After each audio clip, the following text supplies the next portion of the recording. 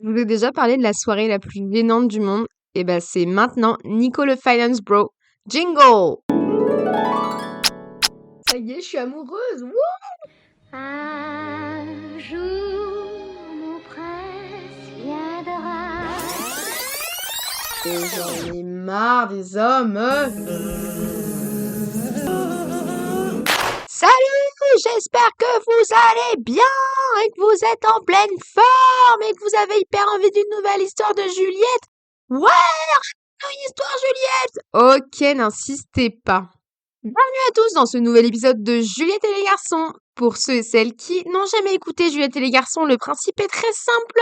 C'est moi, Juliette, qui raconte mes aventures avec des boys. Et donc aujourd'hui, je vais vous parler de Nico le Finance Bro. Comme son nom l'indique, c'était un finance bro. Pour ceux et celles qui savent pas ce que c'est un peu l'archétype du financier, tout propre sur lui, qui parle beaucoup d'argent, un peu imbu de lui-même quand même, sportif évidemment, en costard, blablabla, un peu chiant finalement, un peu chiant. Contexte de la rencontre. Je suis invitée à un anniversaire où je ne connais personne à part le gars qui fait son anniversaire. Nico, le finance bro, est invité au même anniversaire et il ne connaît que la même personne que moi. Donc, ni une ni deux, le mec il vient nous voir et il dit « Ah bah vous deux, vous connaissez personne, parlez-vous. » Ok, super, on adore le naturel du début de l'histoire, pourquoi pas. Donc on passe une grande partie de la soirée ensemble, on essaye de temps à autre de se greffer à quelques autres conversations, mais globalement, à chaque fois on se retrouve tous les deux et on blablate. Donc on raconte un peu nos vies, ok, très bien. Je me rends compte assez vite du red flag des finance bros, hein. Enfin, il parlait beaucoup d'argent, beaucoup de lui. Et Dieu sait que moi j'adore parler de moi, donc quand c'est deux personnes comme ça, un moment ça matche pas trop. Puis il était chiant. Bon, voilà, la soirée passe. Évidemment, comme on se parlait que entre nous, au bout d'un moment, comme on n'a plus rien à se dire, ça devient un peu de la drague forcée, je dirais même. Donc on se dragouille un peu. La soirée se termine, il me ramène chez moi. Alors attention, on s'emballe pas, mon appartement était vraiment en face du bar, donc il me raccompagne, il dit «Ah bah je te raccompagne, hihi, tu me passes ton numéro, hihi». Voilà, bon on était sur un groupe Facebook de 20 personnes, donc je lui dis «Si tu veux, tu me trouveras, quoi». Fin de la soirée.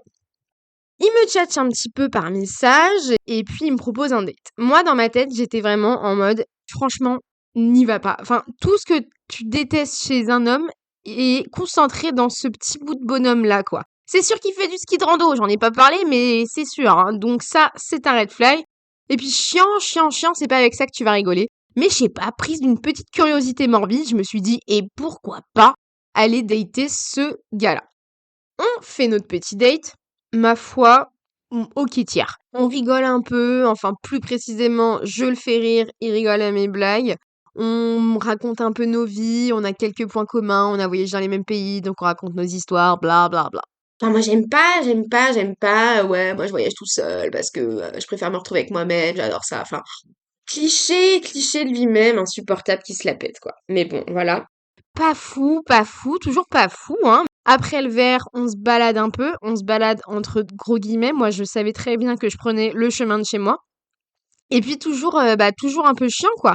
Devant chez moi, j'ai quand même droit à un petit bisou, mais le genre de bisou sec, les lèvres toutes serrées comme ça, qui ne procure aucune émotion, rien du tout. Et là, je me dis, bon, en vrai, on se fait déjà chier en bas, il va certainement pas monter avec moi. Eh, attention, Juliette, met des limites, c'est fort ça. Bon, allez hop, au lit sans les papillons dans le ventre, hein. Fin de la soirée.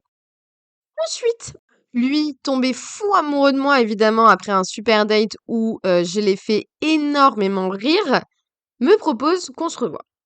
Il me propose un cinoche. Encore une fois, après la soirée un peu chiante, moi je me dis, n'y va pas Juliette, ça ne sert à rien. Après je me dis, bon, en même temps j'aime bien le cinéma. Là vous vous dites tous, ah putain, ça devait vraiment être une frappe atomique pour qu'elle y retourne. No.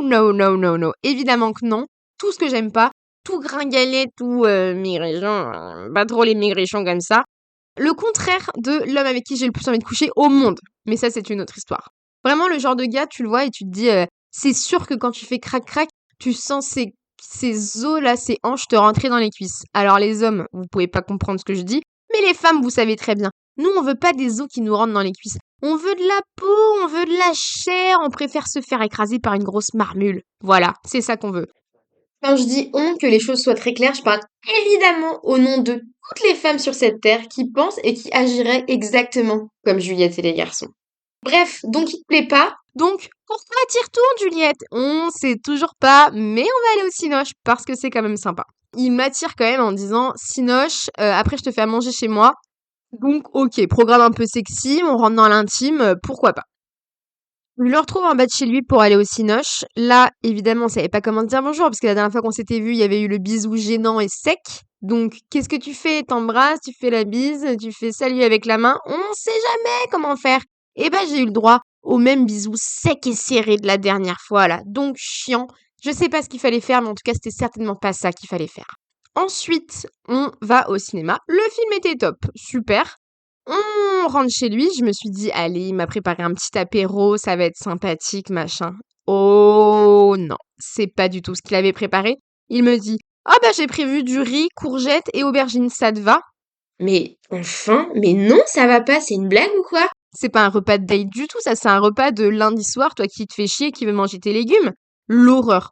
Ensuite, il m'avait quand même dit, je cuisine pour toi. Et là, il me donne carrément à couper la courgette, l'aubergine et les oignons. Et moi, j'étais là en train de chialer en disant, oh, mais c'est super comme soirée là. Il me donne tout à faire et lui, il a fait chauffer l'eau du riz. Évidemment, c'est hyper long à cuire, donc on se fait chier, on n'a plus rien à se dire. Ensuite, on mange, ram ram, délicieux. Bah non, pas délicieux, on se fait chier, c'est des courgettes, bordel.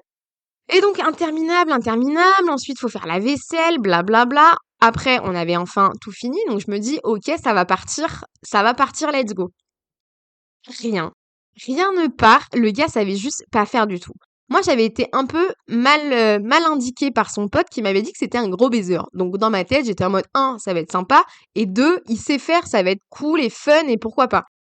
Je pense maintenant, après réflexion, que c'était juste pour se foutre de sa gueule, quoi, puisque non, il ne savait pas faire. Qui sache pas faire, c'est un fait. Mais moi, je sais faire, donc laisse-moi faire, en fait. Donc, quand je commence à initier le contact, petite main sur la cuisse, petit hi, rapprochement, contact, tout ça, on y va ensemble, t'inquiète pas, ça va très bien se passer. Et non, il faisait que de se lever, d'aller chercher des trucs et tout. Enfin, ça ne prenait pas du tout, du tout, du tout. Au bout d'un certain moment, il me dit, bon allez, on va se coucher.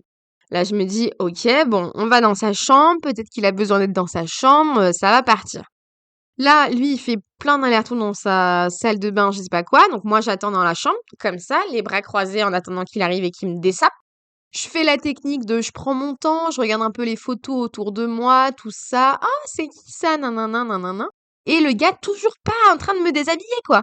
Et donc, à un moment, je me dis, non, mais c'est pas possible, je vais quand même pas le faire toute seule, parce que ça, c'est interdit en date de se déshabiller toute seule, c'est nul. Mais il venait pas, il ne comprenait pas et tout. Donc là, je me dis, qu'est-ce que je fais? Qu'est-ce que je fais? Je me retrouve à me déshabiller seule. Vous pensez bien que j'avais pas pris de pyjama, puisque pour moi, ciné, dîner romantique, crac, crac, boum, boum. Non, pas de pyjama. Je me retrouve donc en culotte col roulé dans son lit, lui qui continue de faire des allers-retours, machin. Carrément, il arrive dans la chambre, il se met en pyjama. Un pyjama, genre short t-shirt, hein, pas juste un short. Il y aurait pu y avoir des gros requins et des dinosaures sur le délire, c'était pareil. Mais quelle horreur, mais j'ai jamais vu ça de ma vie, un homme qui met un pyjama, ça n'existe plus, comment c'est possible?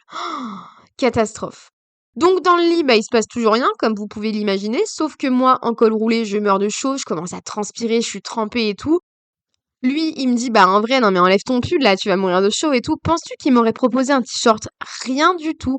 Donc je me retrouve en soutif culotte avec un homme qui ne m'a jamais touché de sa vie, dans le lit comme ça, toute mal à l'aise, gênant, gênant, gênant, gênant. Pourquoi je ne suis pas partie? Je ne sais pas. Enfin franchement, je ne sais pas. C'était trop tard, j'étais déjà nue. Enfin en vrai, il me voulait pas de mal, hein, mais c'était juste trop, trop gênant. Après, je partage mes torts, hein. Lui, il devait être dans le même état que moi. Je pense que s'il avait un podcast qui s'appelait Nico et les filles, il parlerait de la grosse folle qui a jamais voulu partir de son appartement et qui s'est pas coupé les courgettes, soit dit en passant. Donc bah voilà, on dort, bah on dort bien, hein, gros dodo, attention. Le lendemain matin, bah tout aussi gênant. Donc moi qui sors de son lit pudique comme tout, puisque toujours pas été touchée par le bonhomme. Après, bah on repart la queue entre les jambes, comme qui dirait, pour aller au travail. Fin de l'histoire. Vous pensez bien qu'après cette nuit extrêmement gênante, on ne s'est plus jamais reparlé? Comme quoi c'était bien des deux côtés, hein. Donc par un message, rien, alors que bah on avait juste passé une nuit ensemble, quoi.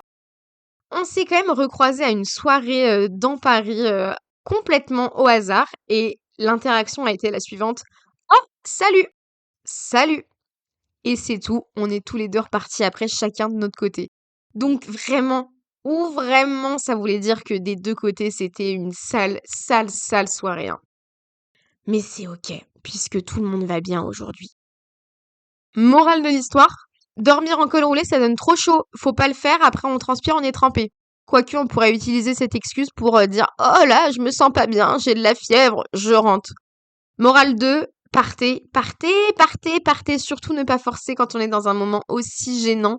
N'hésitez pas à dire en vrai là, ça ne sert à rien, rentre à la baraque, prends ton Uber de 35 balles si nécessaire, mais ça vaut mieux pour tout le monde. Voilà. Voilà, j'en dirai pas beaucoup plus, hein. On a appris quand même grandi, on ressort grandi de cette expérience. Je ne recommencerai plus, c'est promis.